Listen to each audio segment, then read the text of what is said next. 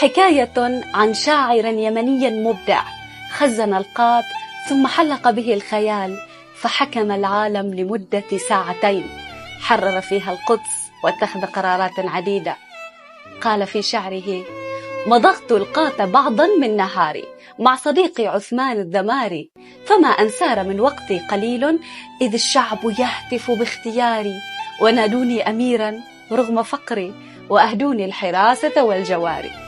صعدت العرش والوزراء حولي، وأصحاب الفخامة عن يساري، فألزمت الرياح تهب شرقا لتحملني إلى دول الجوار، وأغلقت الحدود وكل شبر، وأنقذت البلاد من الدمار.